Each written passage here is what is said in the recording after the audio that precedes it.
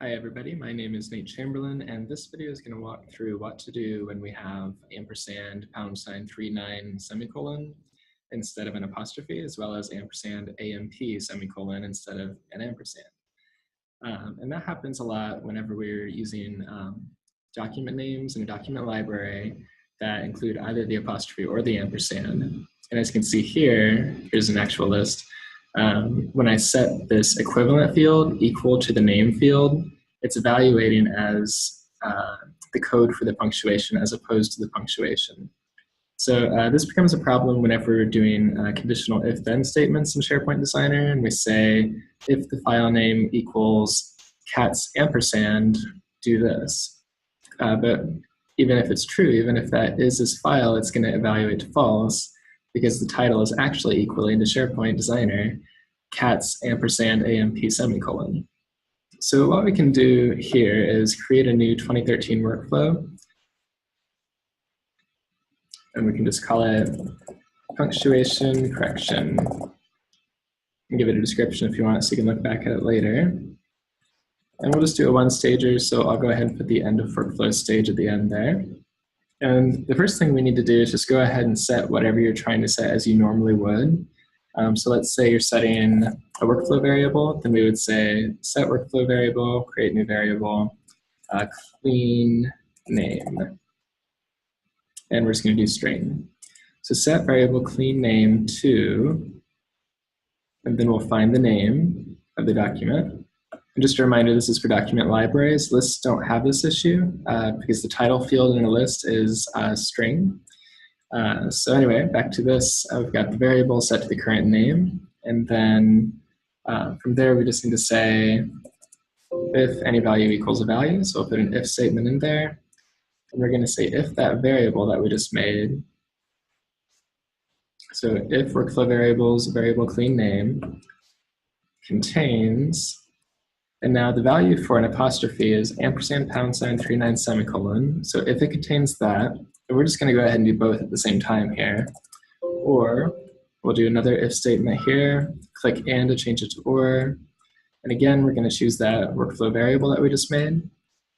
So if that workflow variable clean name contains, in case doesn't really matter here, but anyway, it's going to be ampersand AMP semicolon. So now if our variable contains either of those codes instead of the punctuation, we want to, and now in the actions we can type replace, and there's only one option you can see that pops up, replace substring and string. So we're going to say replace, now we're going to put in the same code because we want to replace ampersand #39 semicolon with, and then just a simple apostrophe. And in string is just going to be the field that we want it to be, so in our case it's this workflow variable, clean name as string. Now, we're not quite done there because what it did was it took out the #39 here and it put in the apostrophe, but the output went to variable output. So we still need to set our regular variable. So set workflow variable. So again, choose this clean name one, to, and we're going to choose this new variable output that it made for us. So workflow variables, variable output, and string is fine. So there we go. So now that's going to make sure anything with an apostrophe is corrected from this code to the actual punctuation. And we're going to repeat those two steps. So I click one, and then I can hold Shift and click the other. Control-C to copy. Click below, Control-V to paste. And now all I have to do is change this code here to ampersand AMP semicolon. So now we're looking for the ampersand. And we're going to replace that apostrophe there with an ampersand. Okay, and variable clean name, so that's still right. And the variable can also be output here. And then we're going to set variable clean name again to the output. So now we have this, we set it, the name to the variable clean name.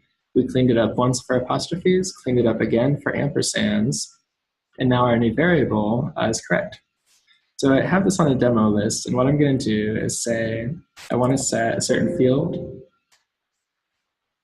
And for me, this is equivalent to this new workflow variable. Clean name as string. Okay. So, and I may want to change it just a little bit too. If I wanted to put additional text with it, as you might sometimes want to do, we could do this string builder. And we could say, maybe have a group or something. We'll just say ABC, and then this clean name document. So maybe we're just going to squeeze it in there or something. Okay, and then we're just going to check our settings here. We're going to do created or changed and publish. So now back on our list, we can see when I did this before, I was just having a workflow run that made the equivalent field equal to the name field. But now whenever I edit any of these, it should go ahead and correct all of these equivalent fields to the correct punctuation and add in that extra ABC and document part. So I'm going to do library quick edit.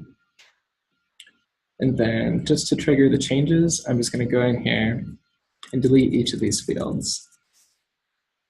Let's check on our publishing here.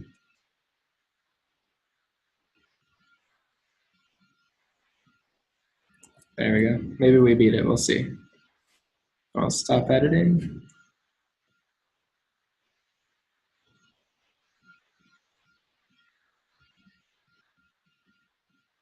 All right, so it's still working on these last few, but we can already see that the cat's and was correct. And then we come down here, the cat's apostrophe is correct.